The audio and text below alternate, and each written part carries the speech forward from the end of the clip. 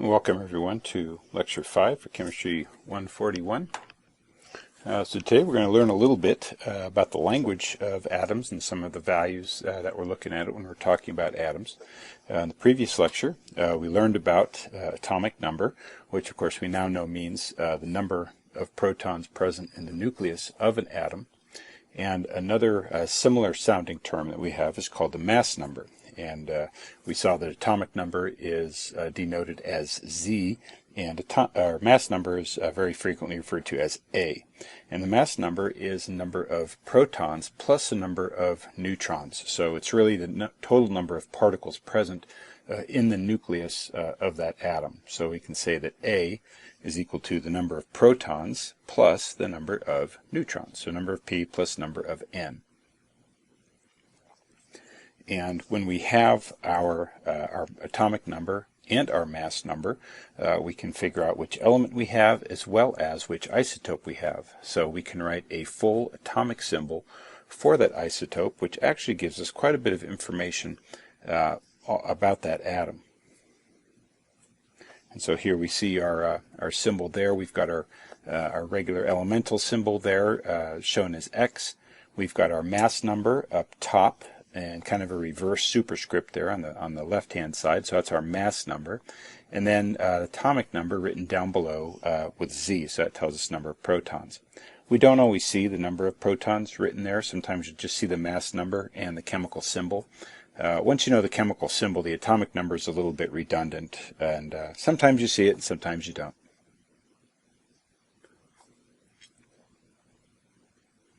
Now, when we're looking at isotopes, we generally refer to different isotopes by both the symbol and the mass number.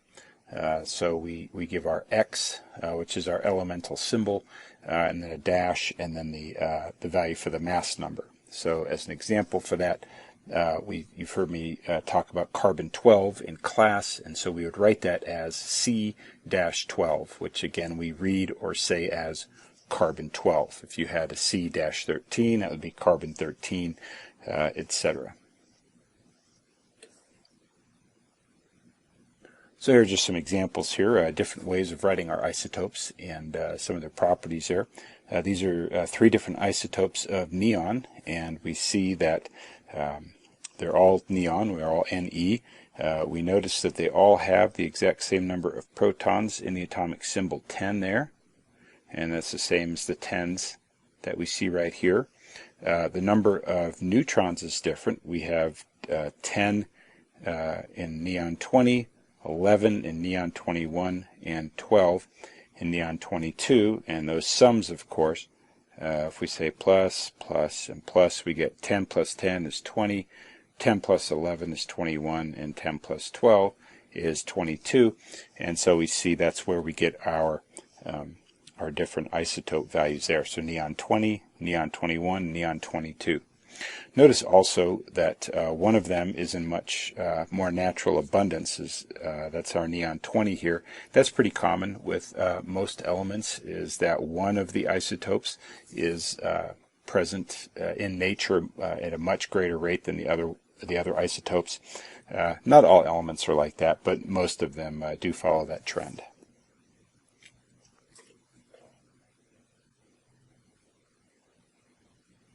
So we haven't used the terms ions. It may have slipped out once in a while in our previous lectures, and we haven't really talked about what they are.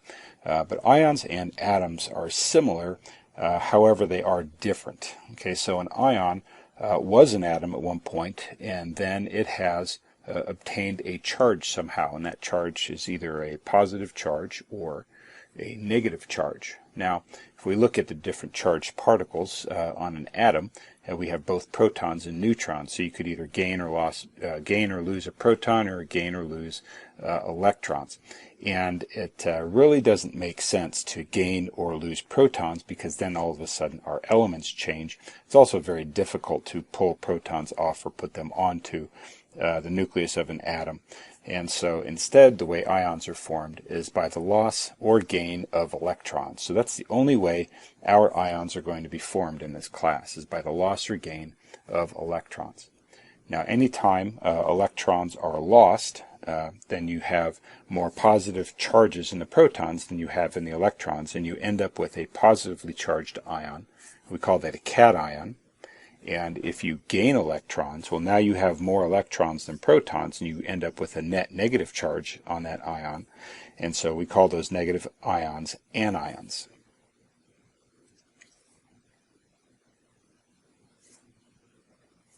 So just some examples here.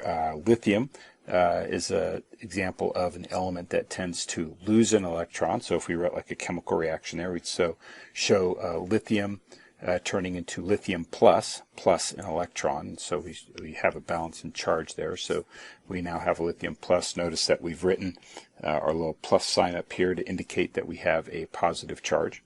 And then we also have chlorine. Chlorine is an element that tends to gain electrons, and when it does so, it forms a an anion there, and we indicate its negative charge right there. Now, why do they do that? Well, it has to do with stability, and the atoms there, lithium and chlorine as atoms, are less stable than their ions are. So lithium plus ion is more stable than a lithium atom, and chloride minus ion is more stable than the chlorine atom.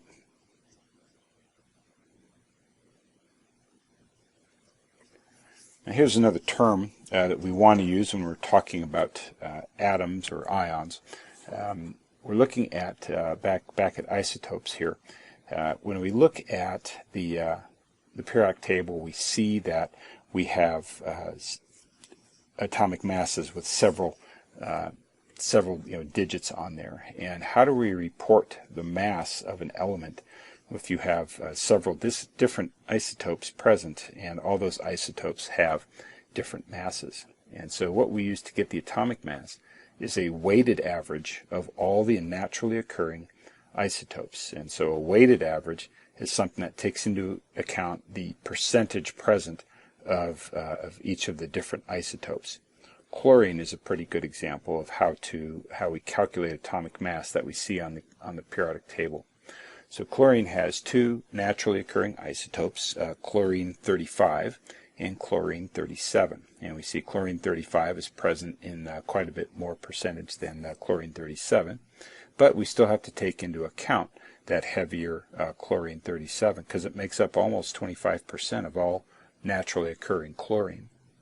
So this is the way we would do it. We convert our percentages into a fraction and then multiply that fraction by the atomic mass of that particular isotope. So chlorine 35 has a atomic mass of 34.97 AMUs, and we take that 75.77%, turn that into a fraction, 0.7577, and then we add the 0.2423 from the chlorine 37 and its mass in AMUs, and we calculate that all out, and we end up with an average mass of 35.45 AMUs. And if you look at the periodic table, the atomic mass is reported right below the elemental symbol, and it'll be 35.45. So we can express this process just as a simple equation. So we can say that the atomic mass is equal to the sum of the fraction of an isotope times the mass of the isotope. And the n there indicates that we're going to use all of the different naturally occurring isotopes. So we have the fraction of isotope 1 times mass of isotope 1 plus fraction of isotope 2 times mass of isotope 2, etc., so forth.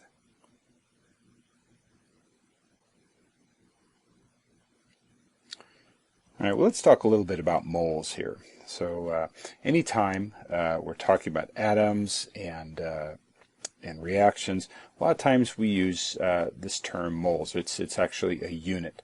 And what the unit of a mole does is it helps us count very large numbers of items with a little bit smaller numbers. So a lot of times we just call that a chemist's dozen. So in the same way that 12 donuts is equal to a dozen donuts, a mole of donuts would be 6.022 times 10 to the 23rd donuts. So it's the same concept as a dozen. It's just a lot bigger number. So it's at 6.022, and then it's going to have a lot of zeros that come after that. So a mole of anything is just a really, really big number, but it's no different than the concept of a dozen. If we see a dozen, we know it means 12 of those things. If we say a mole of those things, it means 6.022 times 10 to the 23rd. And where we get this number from is it's equal to the number of carbon-12 atoms present in that exact 12 grams of the isotope carbon-12. So how big is that value really? And this is something that we'll explore in class. I don't want to spoil any of the fun here, so I'm not going to discuss any of these in detail in the lecture capture.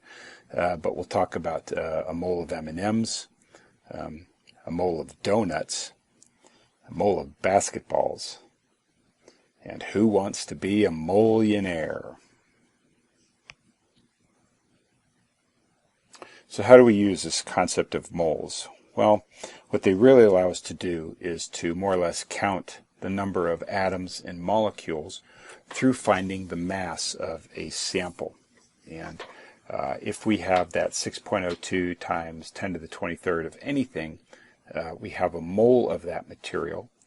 But the real question is, what's the mass of a mole of something, whatever that something happens to be?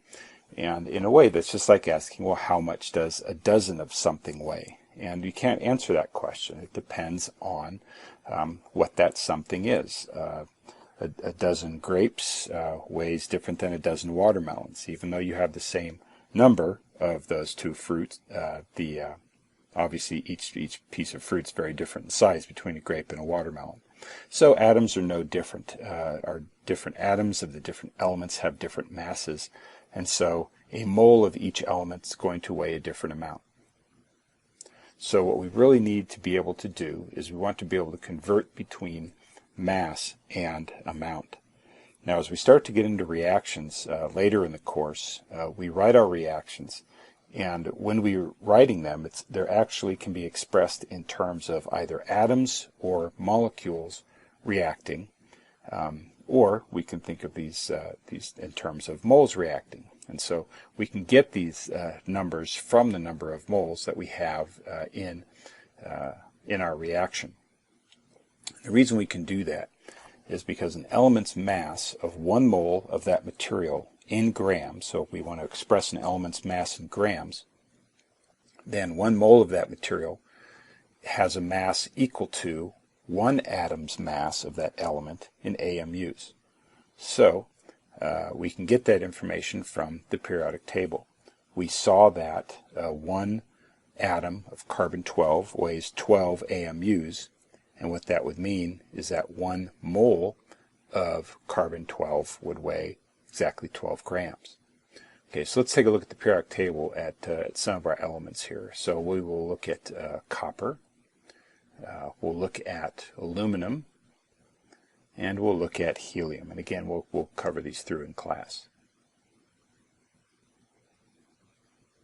So we can use molar mass as a conversion factor, and it helps us convert between the number of grams of material and the number of moles of a material.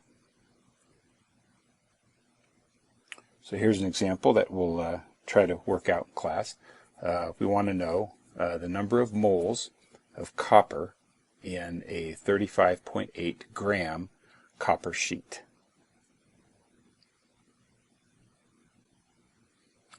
And here's another example we'll try to get to in class here.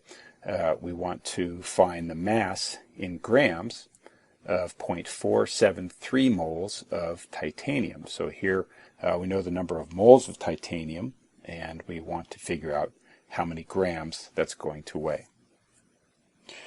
Well, that finishes out our lecture 5. Starting to get into a little bit more quantitative material, starting to get into some calculations. If any of those are giving you any problems or any of the concepts that we talked about today, if any of those are confusing to you, please make sure to contact one of us.